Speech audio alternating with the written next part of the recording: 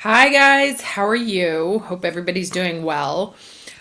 This video is about 10 days late. My apologies. But I wanted to get it out for you today so that we don't miss any more. Sorry, I'm trying to get the right screen up here. So we don't miss any more of this valuable information. So let's get started. I'll just cover off what happened in November. Before here. No, what happened? Okay. We had that Scorpio new moon on the 1st. Mercury moved into Sagittarius. Mars moved into Leo. We had Mars opposite Pluto, which is going to happen again 2 more times because of the retrogrades. And on Thursday the 7th, Mercury went into its shadow period there. And then here yesterday, we had this Venus square Neptune.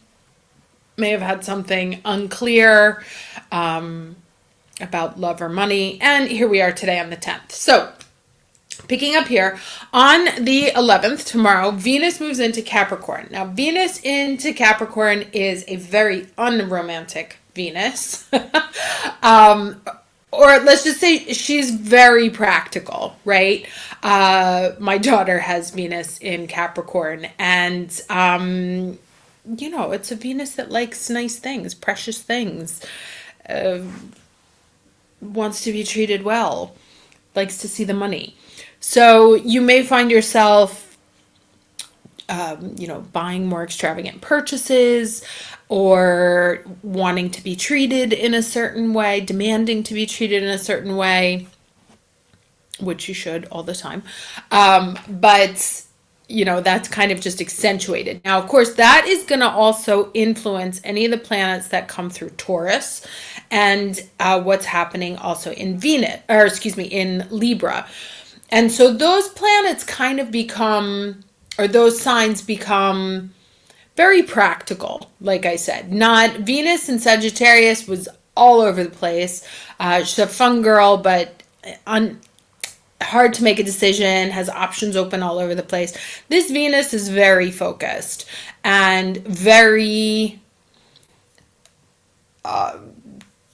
interested in growth, wants to see an increase in assets, whatever those assets may be.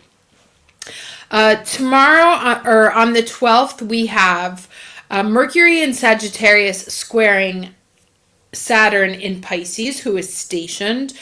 So that can be a misunderstanding. You can actually say something by accident that really hurts somebody, or say something that sets off a very large karmic response, right? I know the internet is a bonfire right now with both sides angry, especially in the United States. Remember that attacking people gratuitously that you don't know creates karma. Okay? So, even if you consider yourself to be absolutely right, which both sides do, remember that every time you spew hate towards anyone, that's you setting off a karmic process, right? Best to deal with it yourself, process it yourself, deal with your emotions yourself. Do not unleash them onto other people, because that is just creating more of a karmic response for you. Now, on Thursday the 14th, we have the moon moves into Taurus, and then on Friday, Venus's day, there is a Taurus full moon, again, responding to that Venus there in Capricorn, and Saturn goes direct, which means that the check is coming, right? He's felt Saturn's been a little bit weakened as he tries to figure out where the and I don't want to say obstacles, but like where the holes are, it's like if, let's say you've laid down a foundation and you do tire kicking or whatever, like you want to check like where are the weak spots. And so he's been around this whole time that he's been in retrograde in Pisces.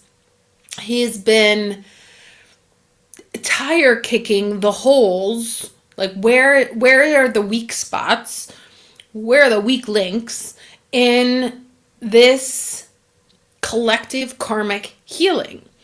And those should be relatively apparent at this point. And the thing that's interesting with Saturn going direct just a few days before Pluto moves back into Aquarius, after it was in Capricorn for the third and final time at that 29th degree, is that you cannot heal a situation until you see it, right? Until you stop, it's like, oh, it's not a cough. I'm sure it's just a cough, right? Like blow it off and like don't check on it for a long time and then actually get the test results back. And hey, you can no longer turn your eyes away from this. This is real. You have to pay attention to it. It requires, if you want this to go away, if you want this to get better, you're going to have to do something about it. And so Pluto in Capricorn, I feel, was like kicking up that last dust. Like, okay, you almost have it, but you don't actually have it yet. And now with Saturn going forward, going direct in Pisces again, both of these planets are very serious about healing the collective. And putting power in the hands of the people.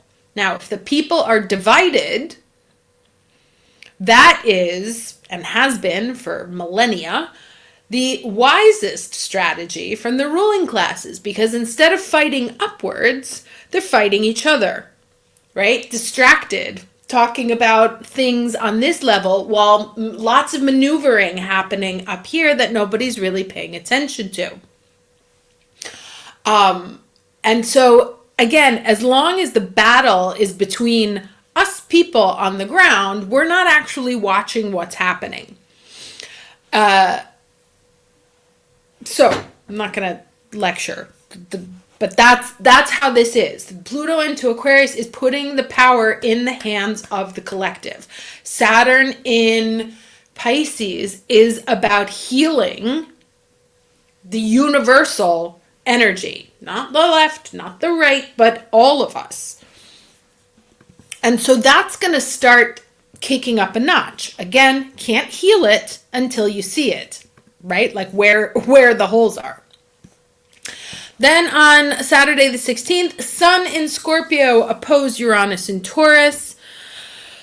Where Uranus is concerned, and especially at the degrees that he's sitting on right now, which are my least favorite. They're the last, like, between 23 and 29 Taurus are very violent degrees. And so Uranus is going to be doing his last tour through there in 2025. So that's going to be interesting. But if you look at the number of fascist leaders that we've had in the past, many of them have been Taurus. Interesting. And I can confirm that, having been married to a Taurus for 10 years. Anyway, moving on to the 18th. Mercury in Sagittarius opposed Jupiter in Gemini. This is like talk too much, create confusion, something slips. There's just so much information going around that it's not clear. Nothing is grounded, right? It's not clear what's true and what's not. Sun in Scorpio trining Neptune in Pisces, Moon in Cancer, heavy water day there. It may be one of those days where, like, your feelings tell you one thing, but the information is telling you another. On the 19th, we have Pluto moving into Aquarius. Like I said, it's already been there. This was the analogy that I used in one of the earlier readings, that like, you have tickets to a show, like you have to go to the show, you're in the taxi, you forgot one of the tickets upstairs, so you have to go back and get it.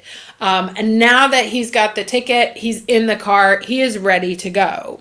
Right? So this is when, even though we've like started making small movements towards what the Aquarius story is going to be, now he's focused, and he's actually committing to the forward process. Now, this is not a fast transit. He will be in Aquarius for over 20 years, right? This is slow change, generational change.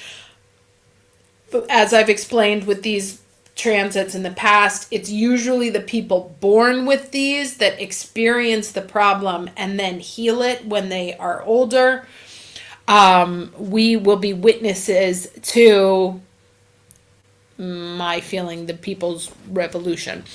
Moon in Leo on the 20th. Sun moves into Sagittarius. Yay!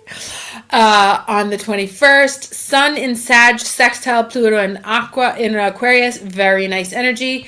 Venus, like the back half of the month is a little bit better. I mean, except for the retrogrades. Sun in Sagittarius, sextile Pluto. Venus in Capricorn, sextile Saturn. Moon moves into Virgo. You will find yourself being very productive on that Saturday and Sunday.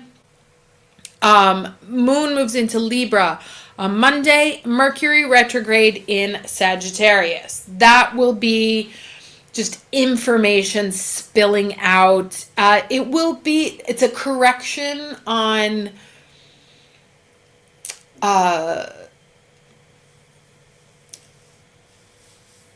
so Sagittarius like talks too much to begin with, says too much, says it too directly, very bluntly.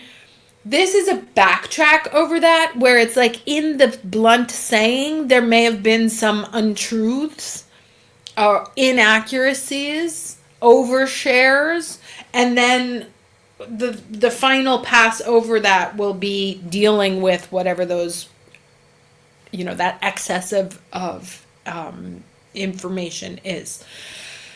Sun in Sagittarius trine Mars in Leo.